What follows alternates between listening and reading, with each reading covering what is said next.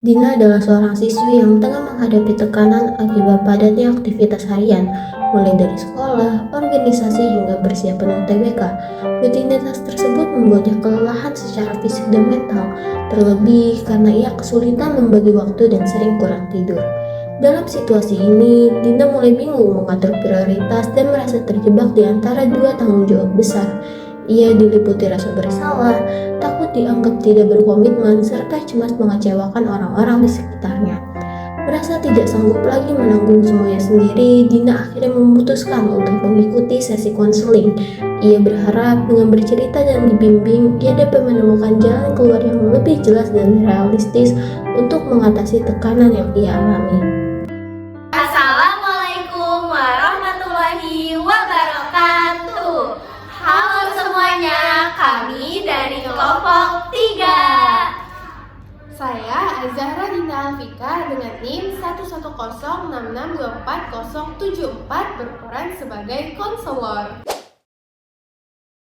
Halo semuanya, perkenalkan nama saya Sarah Sapira dengan NIM 1106624028 yang berperan sebagai konseli.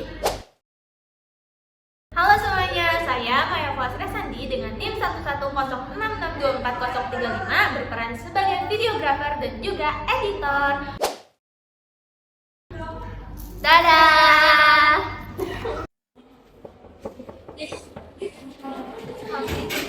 Silakan masuk. Terima kasih. Mari.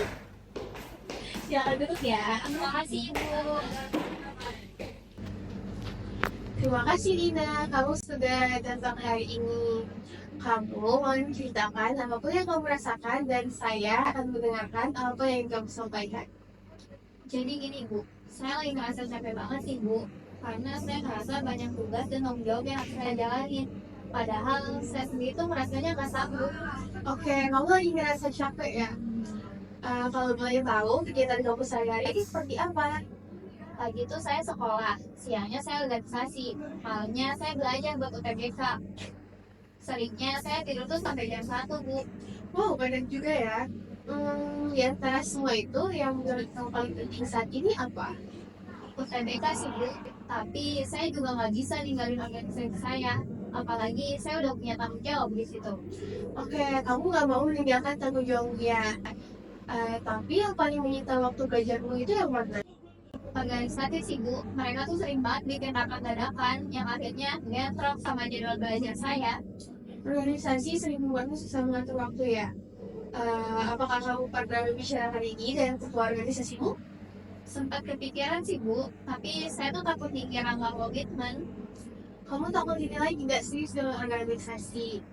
Tapi kan kamu juga lagi mengerjakan banyak hal. Menurutmu, jika kamu membicarakan ini baik-baik dengan organisasimu, apakah mereka bisa mengerti situasimu? Kayaknya sih bisa sih Bu, tapi nanti saya jelasin lagi kalau misalnya itu cuma sementara, sampai selesai UTBK aja. Kamu berani mengambil langkah itu? Saya mau coba sih Bu, tapi saya bakal catat dulu sih poin-poinnya biar jelas nanti saya bicaranya. Iya, saya setuju Dina. Karena dengan kamu mengurangi organisasimu, kamu mungkin bisa mendapatkan waktu belajar yang lebih banyak dan kamu bisa tidur lebih awal. Iya Bu, saya pengen banget belajar lebih lama tanpa mengurangi waktu tidur saya. Soalnya capek banget sih Bu kalau kurang tidur. Saya suka Dina, kamu menyadari keseimbangan itu penting.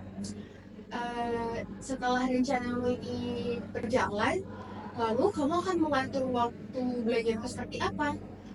Saya sih rencananya nanti saya bakal buat jadwal tetap buat belajar malam. Terus saya bakal fokus di 2 jam. Setelah itu saya maksimalin kalau saya tidur sampai jam 11. Oke, itu adalah langkah yang bagus Dina. Terus untuk kesehatanmu, kamu akan melakukan apa? Saya sih rencananya mau mengurangi waktu main HP saya. Karena ketika saya main HP, saya suka lupa waktu Bu. Saya setuju Dina, kadang hal kecil itu mempunyai pengaruh yang besar.